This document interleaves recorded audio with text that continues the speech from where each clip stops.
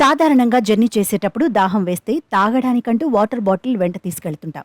బస్సుల్లో, ట్రైన్లలో అయితే water తాగాక seat పక్కన ఉండే డ్రాలో బాటిల్ పెట్టేసి మర్చిపోతుంటాం.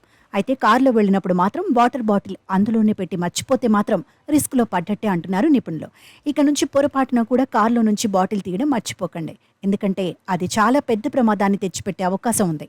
ఎంత ప్రమాదం అంటే ఏకంగా కారులో మంటలు కూడా రావచ్చు. మీకు నమ్మశక్యంగా అనిపించకపోయినా ఇది అక్షరాల నిజం. వాస్తవానికి నీటికి మంటలను ఆర్పే గుణం ఉంటుంది. కానీ అదే నీరు ప్లాస్టిక్ వాటర్ బాటిల్లో ఉన్నప్పుడు దానిని కారులో పెట్టి ఎండలో పార్క్ చేస్తే కనుక ప్రమాదాలు జరిగే అవకాశం ఉందట. ఎందుకంటే ఆ బాటిల్పై ఎండ పడినప్పుడు అది మెత్తగా సన్నగా మారుతుంది.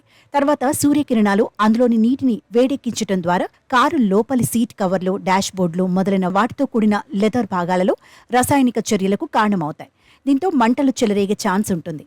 అలా జరగకూడదు అనుకుంటే కారును ఎండలో పార్కు చేయవద్దు. ఒకవేళ చేస్తే అందులో ప్లాస్టిక్ వాటర్ బాటిల్స్ ఉండకుండా చూడాలి. వీటితో పాటు పర్ఫ్యూమ్ బాటిల్స్, లైటర్స్, ఇతర సువాసన బాటిల్స్ కారులో ఉంచడం ప్రమాదకరం. మరి ఇలా మంటలు రాకుండా ఉండాలి అంటే సూర్యకిరణాలు నేరుగా పడే ప్రదేశంలో ఉంచకూడదని గుర్తుంచుకోండి. కారును పార్క్ చేస్తున్నప్పుడు వాటర్ బాటిల్ను తీసివేయండి. ఇక కారును ఎండలో కాకుండా వీలైనంత వరకు నీడ ఉన్న ప్రదేశంలో పార్క్ చేయడం ఉత్తమం.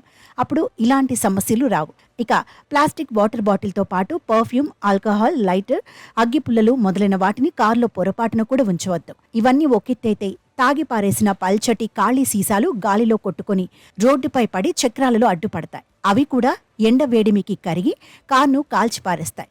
ఎండలో రోడ్పై వెళ్లేటప్పుడు ప్లాస్టిక్ ఖాళీ సీసాలు పారేయొద్దు. ఇవి కారు చక్రంలో ఇరుక్కుపోతాయి. అక్కడితో ఆగకుండా ఎండ వేడిమికి, రోడ్డు వేడికి తగలబడి కారును కాల్చవచ్చు.